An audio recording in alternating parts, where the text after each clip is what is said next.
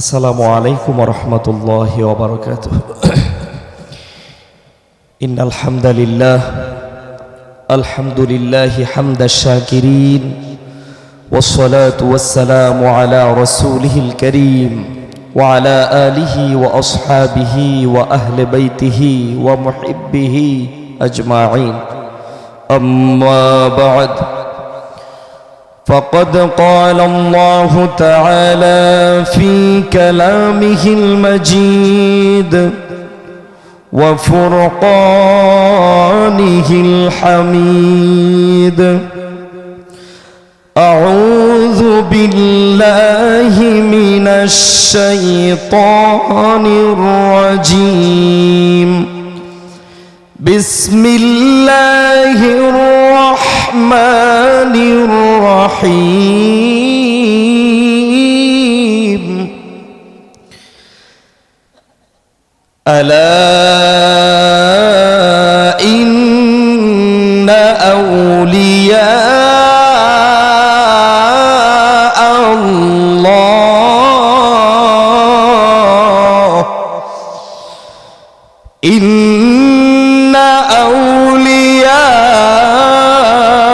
الله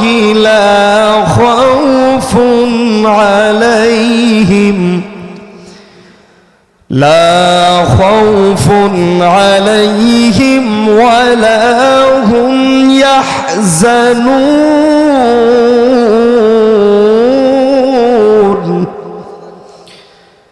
الذين آمنوا وكانوا يتقون. صدق الله المولانا العظيم وصدق رسوله النبي الحبيب الكريم.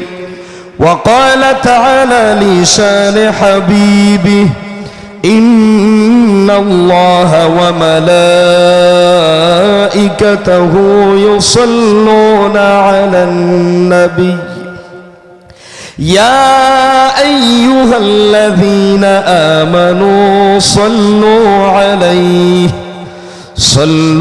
عليه وسلموا تسليما.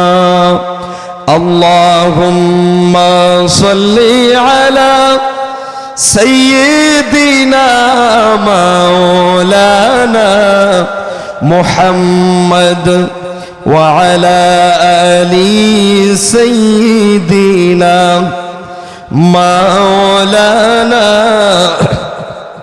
اے محمد حشر میں ساتھی بنا لینا مجھے، روز محشر دست اپنے سے پلا لینا مجھے. اللہم صلی علی سیدنا مولانا محمد وعلى آل سیدنا مولانا. رب صل وسلم وبارك عليه. উপস্থিত ফুলতলি কমপ্লেক্স শায়েস্তাগঞ্জের উদ্যোগে আয়োজিত আজকের এই উদ্বোধনী সভার সম্মানিত সভাপতি, আমাদের সকলের হৃদয়ের স্পন্দন, রাইসুল কুররা ওয়াল মুফাসসিরিন, উস্তাদুল উলামা ওয়াল মুহাদ্দিসিন, শামসুল উলামা আল্লামা ফুলতুলি সাহেব কিবলা রহমাতুল্লাহি আলাইহি এর সুযোগ্য নাতি, বিশিষ্ট আলেম দ্বীন হযরত মাওলানা আহমদ হাসান চৌধুরী শাহান সাহেব, সহযোগী অধ্যাপক আরবি বিভাগ ঢাকা বিশ্ববিদ্যালয়, আজকের এই মাহফিলে আমার চাইতে জ্ঞানী বেশি গুণী বেশি সম্মানিত উলামায়ে কেরাম উপস্থিত আছেন, আঞ্জুমানে আল ইসলাম ও আঞ্জুমানে তালামিজে ইসলামিয়ার আমার কর্মী ভাইয়েরা, সকল স্তরের মুসলিম জনতা, সকলকে আমি আমার সংক্ষিপ্ত আলোচনার শুরুতে জানাই অন্তরের অন্তঃস্থল থেকে মোবারকবাদ। এমন একটি মহতি জলসায় আমাদেরকে আল্লাহ যে আসার এবং বসার সুযোগটুকু ভিক্ষা দান করেছেন, সকলে মোহাব্বতের সাথে একবার বলি আলহামদুলিল্লাহ। আমি একটি ছোট্ট আয়াতে কারিমা সূরা ইউনূস থেকে আপনাদের খেদমতে তেলাওয়াত করেছি। আল্লাহ তাআলা বলেন, আলা ইন্না আউলিয়া আল্লাহি লা খাউফুন আলাইহিম ওয়ালা হুম ইয়াহজানুন।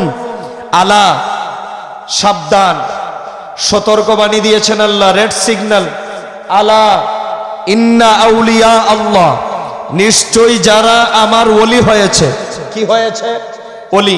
লা খাউফুন আলাইহিম ওয়ালা হুম ইয়াহজানুন, তাদের কোনো ভয় নাই, তাদের কোনো চিন্তা নাই। সুবহানাল্লাহ। তো আল্লাহ যাদেরকে নির্ভয় নিশ্চিন্তা ঘোষণা দিয়েছেন, আমরা এই দলের অন্তর্ভুক্ত হতে চাই কি চাই না? কথা খুব সংক্ষিপ্ত আকারে বলবো। আমরা মনে করি কি এখন আল্লাহর ওলিদের ভয় নাই, চিন্তা নাই, আল্লাহ কোরআনে বলেছেন। কোরআন কি সত্য কিনা? শুধু সত্য না মহাসত্য? কোরআন সত্য। কোরআনে আল্লাহ বলেছেন আল্লাহর ওলিদের ভয় নাই, আল্লাহর ওলিদের চিন্তা নাই। এখন আমাদেরও তো চিন্তা করার দরকার যে আল্লাহর ওলিদের যেহেতু ভয় নাই, চিন্তা নাই, আমরা আল্লাহর ওলি হইতে পারবো কি পারবো না? অনেকে আমরা মনে করে থাকি আল্লাহর ওলি হইতে গেলে মনে হয় মাথার পাগড়িটা একটু বড় হতে হয়, পাঞ্জাবিটা একটু লম্বা হতে হয়, মনে হয় পকেটে ডিলা কুলুপ পাঞ্জাবি মাথায় পাগড়ি থাকলেই অলি হওয়া যায়। না না, অলির সংজ্ঞা এটা না। অলির সংজ্ঞা কোনটা? পরের আয়াতে আল্লাহ বলেন, আল্লাযীনা আমানু ওয়া কানু ইয়াত্তাকুন। আল্লাহর ওলি তো তারাই যারা এক নাম্বার ঈমানদার হয়েছে, ঈমানদার হওয়ার পরে মুত্তাকি হয়েছে। সুবহানাল্লাহ। ভাই, আপনি যদি ভার্সিটিতে পড়েন সমস্যা নাই, আপনি যদি কলেজে পড়েন কোনো অসুবিধা নাই, আপনি স্কুলেও পড়েন নাই, মাদ্রাসাতেও পড়েন নাই, অসুবিধা নাই। কিন্তু আপনি যদি ওলি হতে চান, আপনার জন্য দরজা খোলা আছে, আপনি হতে পারবেন। আলহামদুলিল্লাহ বলেন। তাহলে হুজুর আল্লাহর ওলি হইতে গেলে কি লাগে? আমি বলবো আল্লাহর কোরআনের ভাষায় দুইটা জিনিস লাগে। বলেন কয়টা জিনিস? এক নাম্বার ঈমানদার হওয়া লাগবে, দুই নাম্বার মুত্তাকি হওয়া লাগবে। এখন ঈমানদারকে আমরা ঈমানদার কিনা এখানে আমরা যারা আছি আলহামদুলিল্লাহ, এখানে একটা আমাদের আছে যেটা ঈমানদার হওয়া। আমরা সবাই ঈমানদার আলহামদুলিল্লাহ বলেন। আমরা কি ঈমানদার। আর একটা জিনিস যেটা লাগবে সেটা হলো মুত্তাকি হওয়া লাগবে। মুত্তাকি কি? মুত্তাকি কাকে বলে? সংক্ষিপ্ত আকারে আমি আপনাদেরকে সংজ্ঞা দেই। যে ব্যক্তি আল্লাহর ভয়ে দুনিয়ার সমস্ত পাপ কাজ ছেড়ে দেয়, নেক কাজগুলোকে আঁকড়ে ধরে, তারাই মুত্তাকি আর তারাই আল্লাহর ওলি। সুবহানাল্লাহ বলেন।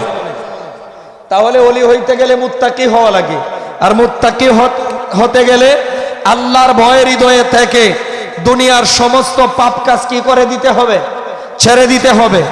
এবং দুনিয়ার যত নেক কাজ আছে সবকিছু কি করতে হবে? আঁকড়ে ধরতে হবে। এখন আসুন, আপনি যদি ওলি হতে চান, আমরা ওলি হতে চাই কিনা? সবাই বলেন আমরা ওলি হতে চাই কিনা? আল্লাহ কবুল করুন, বলেন আমিন। এখন ওলি হইতে গেলে আপনি কিভাবে ওলি হবেন ফর্মুলাটা নেন। ভাই, আপনি যদি একজন ইঞ্জিনিয়ার হতে চান, আপনার একজন ইঞ্জিনিয়ারের সাথে সম্পর্কিত থাকতে হবে কিনা? একজন ইঞ্জিনিয়ার হতে গেলে ইঞ্জিনিয়ারের সম্পৃক্ত আপনাকে সংস্পর্শে যেতে হবে। আপনি ভালো একজন ডাক্তার হতে চান, আরেকজন ডাক্তারের সাথে আপনার সম্পর্ক রাখতে হবে। আপনি ভালো একজন ব্যবসায়িক হতে চান, একজন ভালো ব্যবসায়িকের সাথে আপনার সম্পর্ক থাকতে হবে। আপনি ভালো নেতা হতে চান, একজন আদর্শবান নেতার সাথে থেকে আপনাকে রাজনীতি শিখতে হবে। আপনি ভালো একজন মেস্তুরি হতে চান, আপনি মেস্তুরি হতে গেলে আর একজন মেস্তুরি রাখবে। কথা বলেন ঠিক কিনা? প্রথম আমাদের দেশের ভাষাকে যুগালি, প্রথম যুগালি দিতে হয়, তারপরে হয় মেস্তির। কিন্তু আফসোস আমাদের সমাজে এক শ্রেণীর ভাইয়েরা ডাক্তার হতে গেলে ডাক্তার ধরতে হয়, এই কথাটা বুঝে আসে। ইঞ্জিনিয়ার ধরতে গেলে ইঞ্জিনিয়ারের কাছে যেতে হয়, এ কথাটাও বিশ্বাস করে। একজন ব্যবসায়িক হতে গেলে আরেকজন ব্যবসায়িকের কাছে গিয়ে ব্যবসা শিখতে হয়, এ কথাটাও বিশ্বাস করে। কিন্তু আমরা যদি বলি একজন আল্লাহর ওলি হইতে গেলে আরেকজন আল্লাহর ওলির কাছে যেতে হয়, তখন তাদেরকে এই কথাটা বুঝাইতে পারি না তারা বলে ওলিয়া উলিয়া বলতে কিছু নাই। আজকের সেমিনার থেকে বলবো, ওলিয়া উলিয়ায়ে কেরামকে অস্বীকার করা মানে আল্লাহর কোরআনকে অস্বীকার করা। কথা বলেন ঠিক কিনা?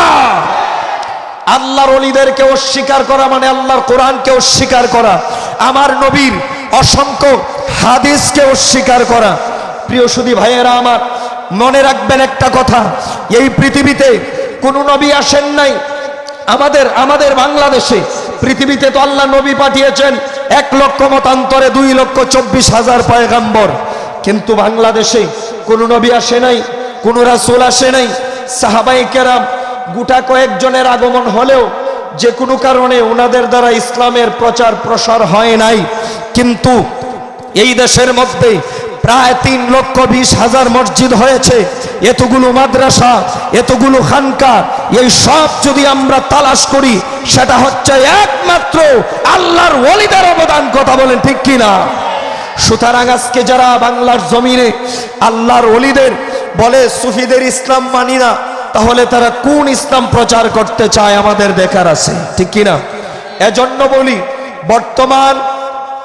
বর্তমান চতুর্দিক দিয়া বাতিল আকীদা আমাদেরকে গ্রাস করে ফেলছে। একদিকে হচ্ছে ভণ্ডরা আহলুস সুন্নাত ওয়াল জামাতের লেবেল লাগায়া ভণ্ডামি করছে, সুন্নিয়তকে ধোঁকা দিচ্ছে। আবার আরেকদিকে আরেকটা পথভ্রষ্ট দল, যেটা কোনে বলে সালাফি, কোনে আহলুল হাদিস, নাউজুবিল্লাহ। এবার নতুন নতুন ফতোয়া বের হইতেছে, বলতেছে আবু জেহেল নাকি ইমানদার ছিল। নাউজুবিল্লাহ বলবেন না? আবু জেহেল নাকি হাজী সাহেব ছিল। তে বোঝা যায় এই সুদিয়া কলার মানুষকে আবু জেহেল যে কাফের ছিল আমার কি দলিল দিয়ে বোঝানো লাগবে? তাহলে বোঝা যায় 1,500 বছর আগে আবু জেহেল মারা গেলেও তার চেলা চামুন্ডা আছে। কথা বলেন ঠিক কিনা? এজন্য বলি, ওলিয়া উলিয়ায়ে কেরামদের মাধ্যমে এই দেশে ইসলাম এসেছেন, সুফিবাদের মাধ্যমে এই দেশে ইসলাম এনেছেন বাবা শাহজালাল, শাহপরাণ, 360 আউলিয়ার মাধ্যমে ইসলাম এসেছেন। আর এই ইসলামকে পরবর্তী কালে যিনি সুন্দর রূপ দিয়েছেন, ইসলামের সৌন্দর্য যিনি বৃদ্ধি করেছেন, তিনি হলেন আমাদের শামসুল উলামা আল্লামা সাহেব কিবলা ফজলুর রহমাতুল্লাহি আলাইহি। কথা বলেন ঠিক কিনা ভাইয়েরা আমার? দেখেন, আলহামদুলিল্লাহ আমিও এত ভালো ছাত্র ছিলাম না, তারপরে আলহামদুলিল্লাহ কামিল পাশ করেছি মা বাবার দোয়ায়, উস্তাদের দোয়ায়। আমি দেখেছি আমার গবেষণায় কামেল পাশ করলেও কোরআন তেলাওয়াত সহি করে পড়া যায় না। কোরআন তেলাওয়াত শুদ্ধ করে পড়া যায়, অথচ সিলেটে আমরা, বিশেষ করে আমার সিলেটে প্রোগ্রাম একটু বেশি হয়, সিলেটে কোরআন তেলাওয়াত করতে ভয় করে। কেন? সিলেটের দেখা যায় একটা অটো রিকশার ড্রাইভার, তার কোরআন তেলাওয়াত অনেক আলেমের চাইতে শুদ্ধ। একজন মুদির দোকানের ব্যবসায়ী, তার কোরআন তেলাওয়াত শুদ্ধ। একজন রাজমিস্ত্রি, কাঠমিস্ত্রি, তার কোরআন তেলাওয়াত শুদ্ধ। এত সুন্দর তেলাওয়াত করে অনেক কামেল ফাঁস তাদের সাথে কোরআন তেলাওয়াত করে পারে না। এটা কার অবদান? আমরা যদি চিন্তা করি, পবিত্র কালামুল্লাহ শরীফ যার সহি না হয় তার নামাজ হবে না, আর যার নামাজ না হয় তার ইবাদতে কোনো মূল্য নাই। নামাজ কবুল হওয়ার জন্য শর্ত হচ্ছে সহি কেরাত হওয়া, আর সহি কেরাতের পিছনে যিনি আজীবন শ্রম দিয়েছেন তিনি হলেন আল্লামা ফজলুর সাহেব কিবলা রহমাতুল্লাহি আলাইহি। কথা বলেন ঠিক কিনা? আজকে গর্বে বুকটা ভরে যায়, বুকটা ফুলে যায়। আজকে এত সুন্দর, না জানি কোন মায়ের সন্তানের কে আল্লাহ এই আল্লাহর রাস্তায় কবুল করেছে, এখানে জায়গা দিয়েছেন, এখানে আলহামদুলিল্লাহ কমপ্লেক্স হবে। আমরা চাই কি চাই না? আমরা এখানে যারা ইমানদার আছি, আমরা ইমানদার কিনা?